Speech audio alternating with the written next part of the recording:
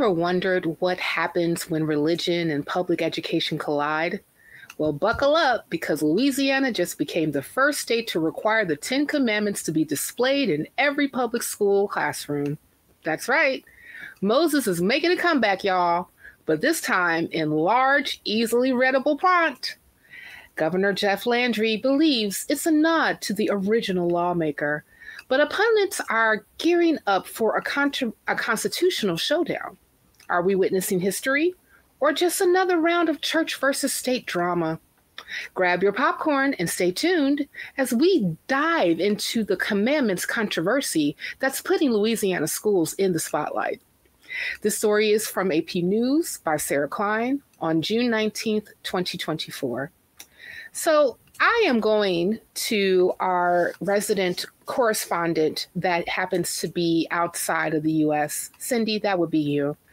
I am very curious to know what your initial thoughts were when you read this story about Louisiana's decision to mandate the display of the Ten Commandments in every public school classroom, rather. I found that ridiculous because it's insidious, and it's at the same time it's just so blatant to show that, hey, we are Christofascists and we want to impose our religion to everyone. But it's also stupid because they know that the second they try and do that, any other religion can do the same. And so I watched an interview of the woman who proposed this law, who co-authored it more precisely. And when the journalist was trying to tell her that, she just dismissed it. She's just, no, it's just a historical document. And that's how she's trying to present it so that it doesn't get struck down, but it will. It's just the Supreme Court is going to take this away. Although I think it's going to be interesting to look at the debates that are going to be around this and see how, because we know that a strong part of the scholars is trying to increase what they call religious liberty, which is in fact the ability to impose their religion to others. And so I'm curious to see how they are going to treat this. I am too. So I'm curious, Jimmy, when you actually read this, and I happened to see inside the actual document, well, the article there is about the original lawgiver, or actually giving credence to the lawgiver. What are your thoughts when you actually read that concerning the lawgiver and actually giving them a space in order for them to be able to pontificate what should go on the Louisiana Public Schools wall? Well, the original lawgiver is a subjective term, right? Because they're referring to Moses. And in this case, Representative, I believe her name was Lauren Ventril,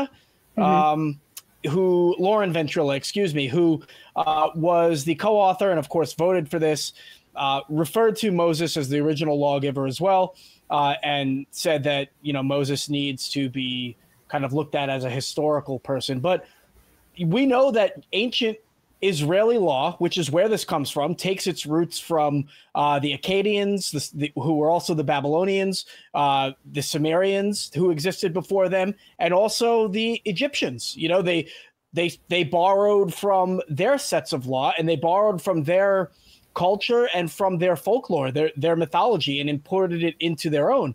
And what strikes me is that these Christians are claiming Moses as their own, when Moses is an ancient Israeli, quote unquote, prophet, supposedly, right? Who is not in line with Christian thinking. The Israeli ideology has nothing to do with Christianity, if you ask Israelis, if you ask Jewish people. So to take their protagonist and champion him as the bedrock of Christian law is just factually incorrect. Christian law comes from so many different sources, and so you can't just stop with Moses. You have to start reaching around, and if you will, and pulling out all of the other influences. Yeah. So I think that was my initial reaction to that.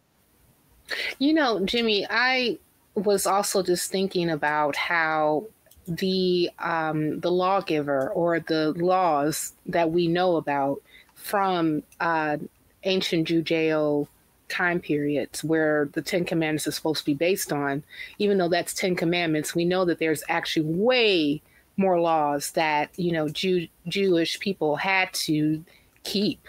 Yeah. Why right. not all the other 613? Why just these 10? Yeah. What are your thoughts? My thoughts are that I don't think that Christians even know what's in their Bible. Of course, that's not news to anybody, but they don't read this stuff. And I don't think that most of them can even recite what the 10 commandments are. But if we look at the other 613 commandments, let's just take a look at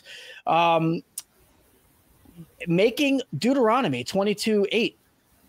Make a guardrail around flat roofs. I mean, are we serious? I mean, this is the same God that wants to make sure that your roof, if it's flat, has a guardrail on it. I had no idea that God was so concerned about construction. And then let's talk about Exodus 21:28. Do not eat an ox that was condemned to be stoned. I had no idea that oxen could be stoned to death. This is the same God giving these commands. That's right.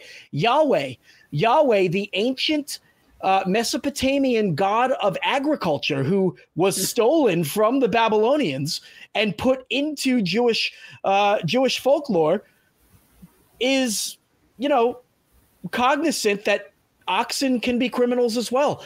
There's so much stuff. Not to eat blood. Man, if the Christians knew that you should not consume blood, how would that change their worship of Jesus? You got me started, Cynthia. You got me started, and I'm going to stop myself.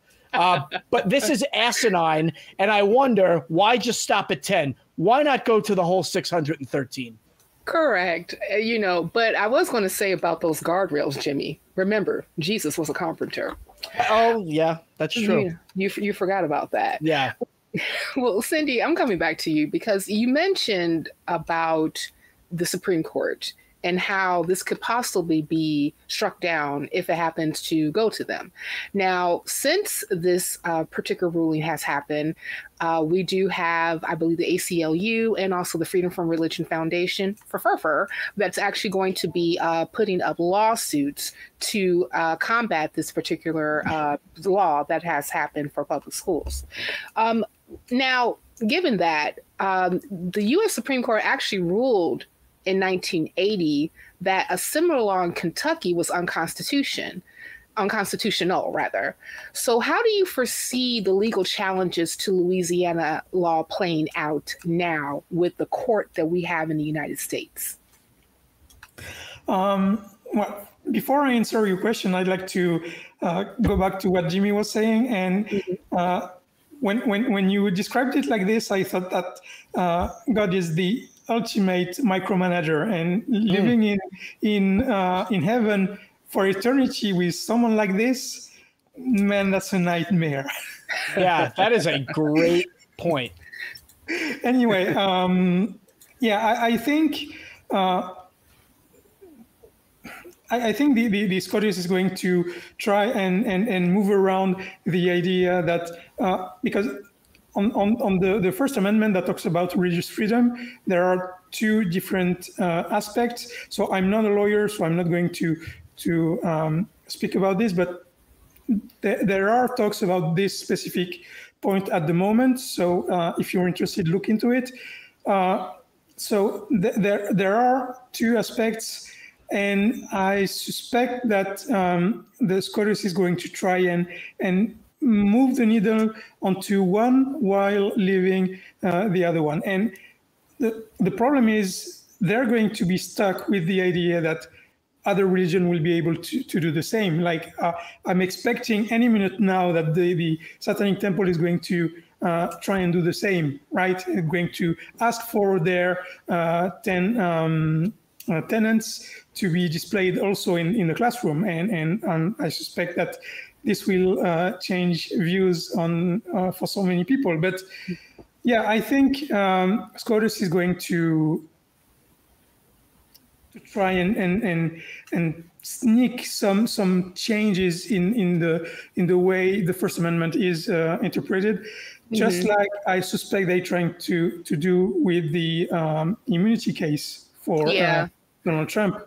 Yeah, we'll probably see exactly what happens with the SCOTUS when it comes to this. I'm so curious to even try to conjecture what specifically they're going to do, only because we covered on the nonprofits about the football coach that was able to do his whole song and dance on the 50-yard line when the games were over, making everybody come out to pray, to thank God for the game or what have you, and how the SCOTUS actually said that, oh, it's fine because you were practicing your freedom of speech and also your freedom of practicing religion.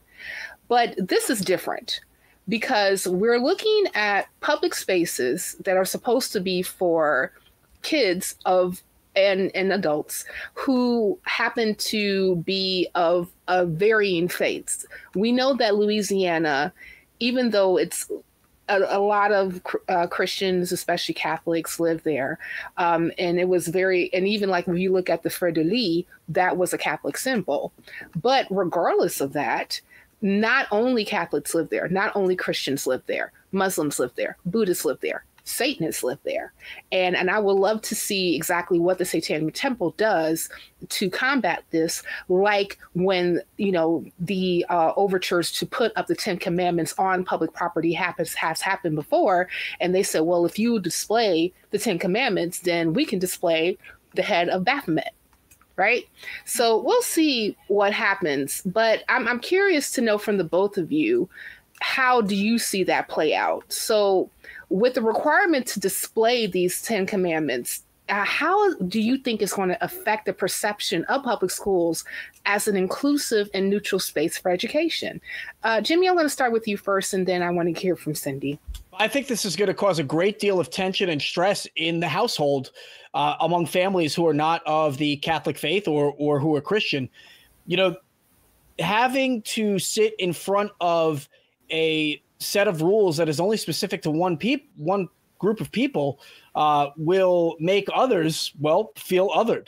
And in fact, some of the commentary and a joint statement from the Freedom of Religion Foundation and the Americans United for Separation of Church and State, as well as the American Civil Liberties Union, said that the law prevents students from getting an equal education and will keep children who have different beliefs from feeling safe at school. And that is the problem with having government and religion aligned, because whoever is aligned with that said religion also feels aligned with that government, and whoever is not aligned, is part of the problem or part of the others. Okay. And they don't have the same safeties. They don't have the same vote of confidence that the people in authority place on the ones that are aligned.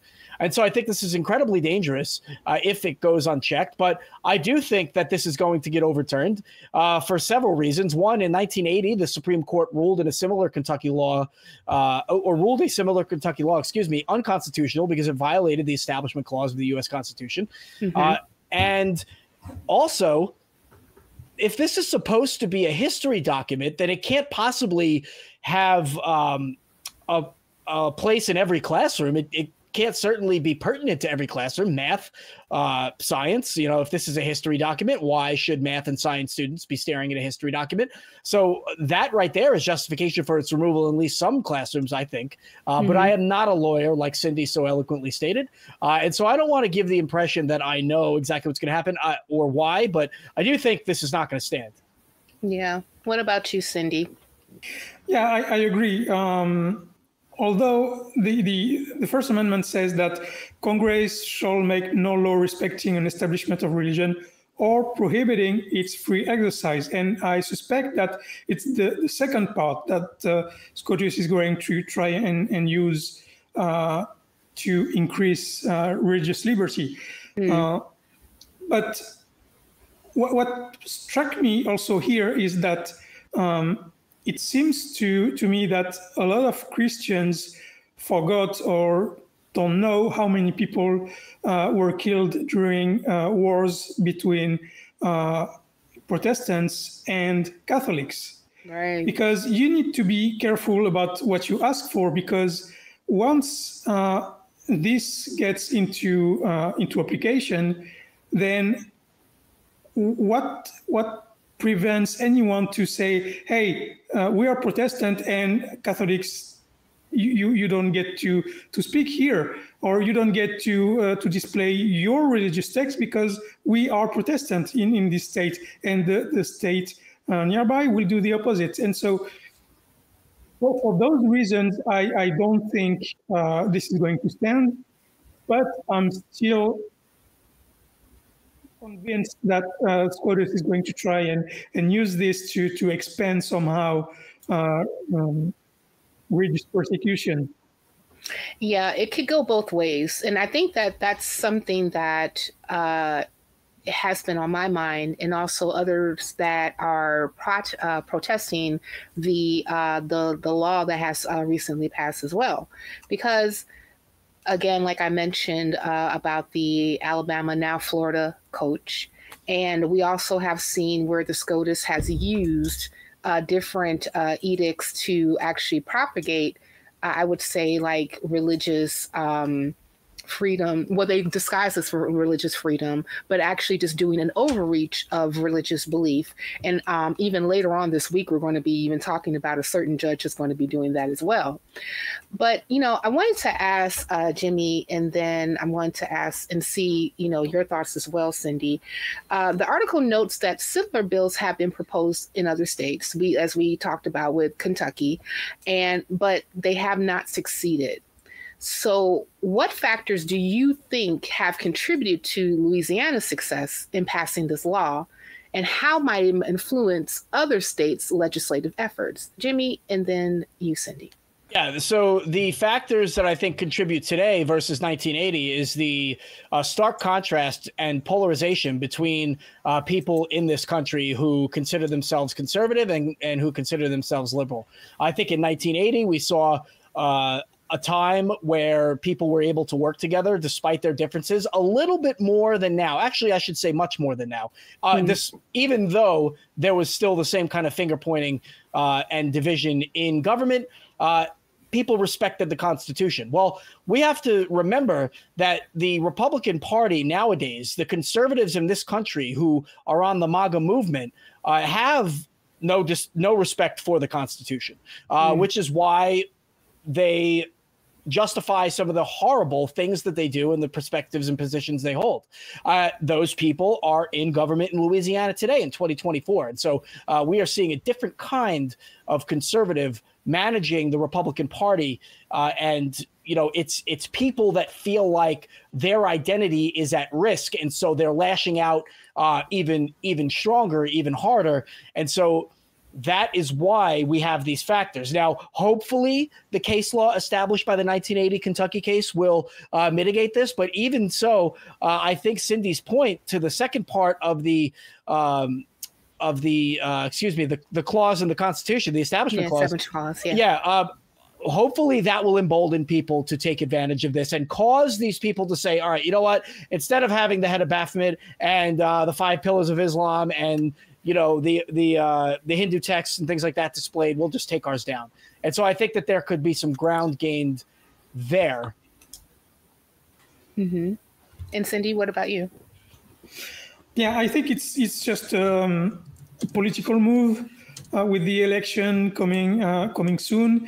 I think it's time for people to signal where they are, and that's just one more attempt to do that. And also, just like we saw with Roe versus Wade, there's been countless attempts to go to the Supreme Court with laws like this that they knew were completely anti-constitutional, yet they tried to do it because they hoped that the SCOTUS is going to try and change it. So that's just what it is, signaling to the base and try to influence the country via SCOTUS. Well, the mandate to display the Ten Commandments in Louisiana's public school classrooms is controversial, as we just said, and potentially unconstitutional. It poses significant risk to the religious diversity, inclusion, and the principle of church-state separation.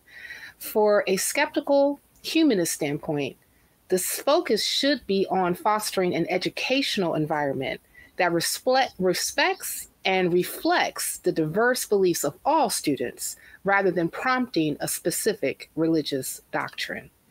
And if you, dear viewer, want to look at some more doctrines or just more videos from the nonprofits, click here.